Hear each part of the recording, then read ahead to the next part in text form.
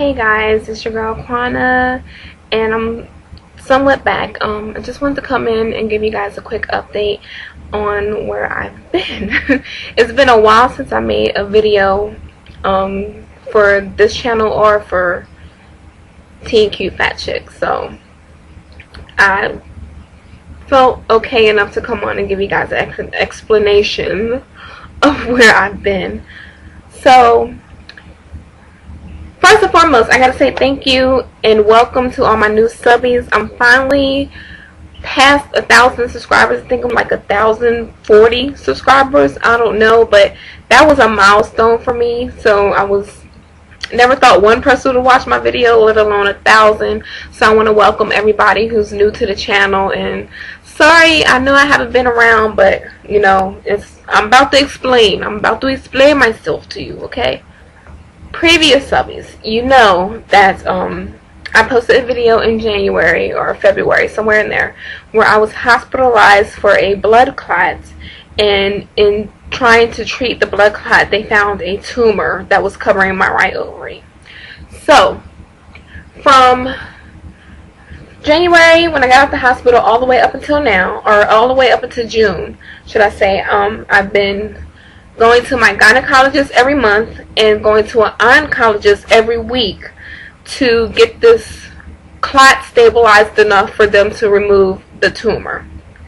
So finally, I was scheduled for surgery to have the tumor removed on June 10th. One thing about the surgery is that they were not sure if I was going to have a hysterectomy or not, and she wouldn't know until she got in and saw, you know, exactly how this tumor was attached. So I went to surgery not knowing whether I was going to have a hysterectomy or not, and I had to have a hysterectomy. That was hard for me to deal with because I'm only 30 years old and I've never had any children. So to be 30 and to be told you have to have a hysterectomy, pretty much, it was a shock. And then I was shocked, and then I got mad, and then all I could do was cry. So anywho, they removed everything except for my left ovary. They left one ovary so that to keep me from having to go on any type of hormone replacement, and also to, if I wanted to have a child in the future, I could have one via surrogate. You know, they would extract my egg and, you know, my baby's sperm, his little soldiers, and put them together and put them in somebody else, and then 9 months later we would have had a baby that would have been ours. So that was something I was looking forward to, not in the like the now, but like in the future, like a couple years from now. So yeah, so surgery went great. Had a tough incision. They had to do a vertical incision, so my scar is pretty sexy though. Hey, it goes from maybe about 2 inches above my belly button all the way down to my good stuffs, and it's probably about a foot long. It's pretty big scars. I mean, a pretty big incision they had to go through. So fast forward to my 4-week post-op checkup. I go to the gynecologist. You know, she's checking everything, you know, making sure everything is healing correctly, and you know, I'm doing good. She clears me for exercising and, you know, just things like that. I'm finally feeling like I can start living again. 2 weeks later, life came to a complete stop one more time. I went to the emergency room on Friday, July 23rd with a sharp pain in my stomach, like horrible pain. You know, they did their testing and everything and found out that I now had an ovarian cyst. So I'm, you know, freaked out and just crying and upset because I'm like, I just went through this last month and all they left me, you know, was this ovary, this one ovary, and now y'all are telling me I have a cyst on it. Well, basically they sent me home with pain medication and told me to follow up with my doctor. Now, first I was like, oh, what the heck? You just sent me home. But with ovarian cysts, they're really common, kind of, and most times women have them and don't even know because they end up correcting themselves. Okay.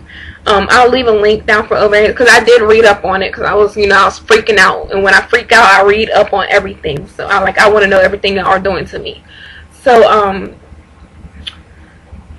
they sent me home with pain medication and told me basically to follow up my doctor.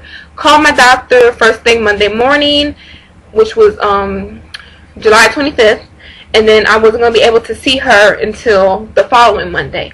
So had my appointment set. I figured, I'll just take the pain medication and we'll see what's going on once I see the doctor. Wrong.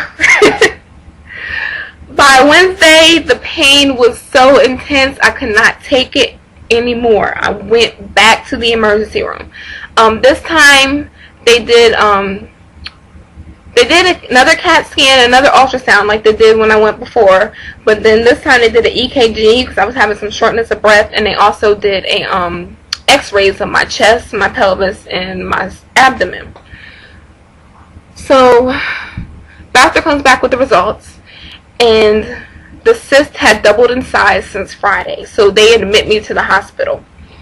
Get up to my room, they start me out on some blood transfusion. I had to get 2 units of blood because my hemoglobin was low, and finally I'm calmed down enough to sleep.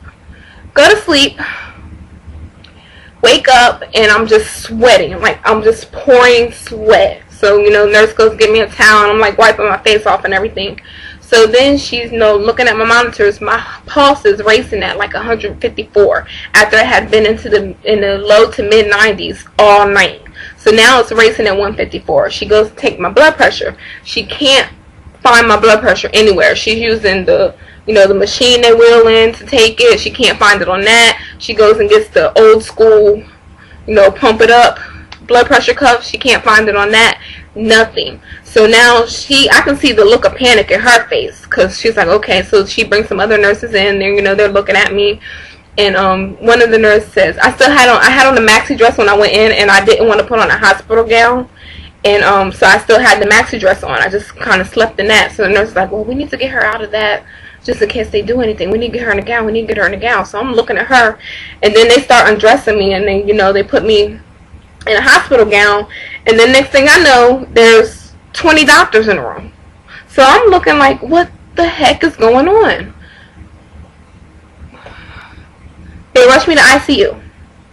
Get to ICU. They still can't find. They finally find my blood pressure. It's like super duper low. Like I forget. It was some crazy number. It was low. So being that my blood pressure is that low, my veins are constricted. You can't get them. There's no blood going through them. Nothing. So they had to put an IV in my neck. So I'll show you the picture.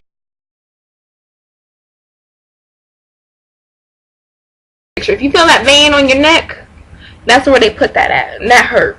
That hurt. So once I was stable enough, they let family come in and everything. And what happened is sometime between Wednesday afternoon and Thursday morning, the cyst ruptured.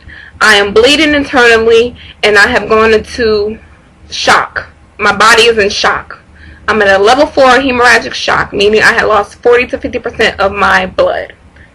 So they try to do surgery that day, but they can't do surgery because of my Coumadin level is so off. So they had to wait and get my Coumadin to come back down, and then they took me to surgery Friday afternoon.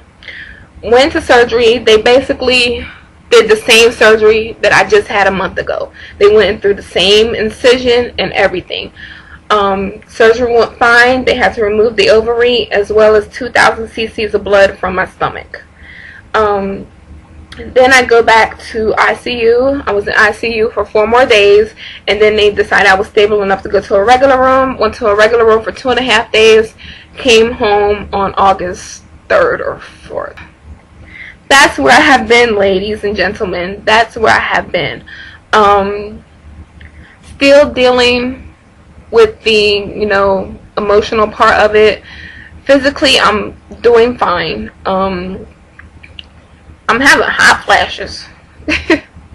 No, but physically I'm fine. It was a lot to get over emotionally. Like I said, the week before I went into surgery, my father passed away, and I was feeling upset about that because my father and I just started talking and like just started building a relationship again, and then next thing you know, it was like bam, he's gone again. So and I was upset because I'm from New Jersey. I live in Texas now. Couldn't make it to the funeral because the funeral was for June 11th and my surgery was June 10th. There's no way I could put off the surgery or anything because I had to have this tumor removed. So I was upset and a little sad about that. And then to have the hysterectomy, that was another just play on my emotions because like I said, I remember when I first woke up in the recovery room, that's the first thing I asked the nurse, like, can I have babies? She was like, no, and I think I cried for like 15 minutes. So that's still tough to get over, and it's still something I'm working on getting over. And then to feel like I have the silver lining because I have this opportunity to have a child via surrogate, and then find out that now you have a cyst on this ovary and you have to go into surgery, and then to almost just almost be gone because like I said, I lost a lot of blood. So it's a lot to deal with, but I'm back. I'm slowly getting back to me, slowly trying to get back into some of the things that I was doing before all of this happened. So yeah. Want to do a contest soon for not a contest, more likely a giveaway, some type of giveaway, just to show my appreciation to all my subscribers, old and new. I thank you so much for subscribing to my channel and for riding out with me. If you haven't seen the January video, I'll leave it below because like I said, if I went into the story from then, this video will be like 30 minutes long and YouTube don't give me that time yet. So yeah, so I'm posting this video here and I'm posting it on TeamCuteFatChix as well, which is my other channel. And I think I'll be talking more about women's health and issues like that, but I might do it on just that channel. I'm not sure yet.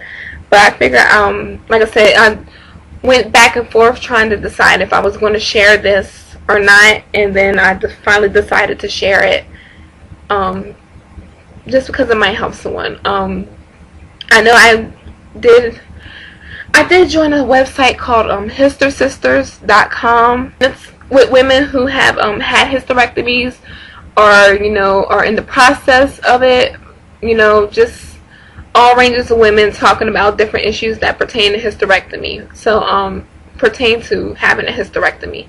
So that was a very, very helpful site for me before I went in, like knowing what to expect, the emotions that come with it, everything from surrogate information, just all kinds of stuff was on that website. So if you're someone who is going through hysterectomy or someone who's had one and still dealing with some issues, hystersisters.com is a great site to go to. So I'm going to get out of here. With that said, I just wanted to give you guys a quick update. I do have some product reviews coming.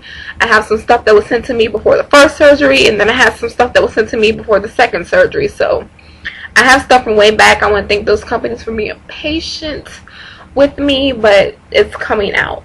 So on that note, thank you for riding out with me, and I will be knocking out some videos. Hopefully I'll do some stuff this weekend. I don't know, I'm not sure yet, but yeah.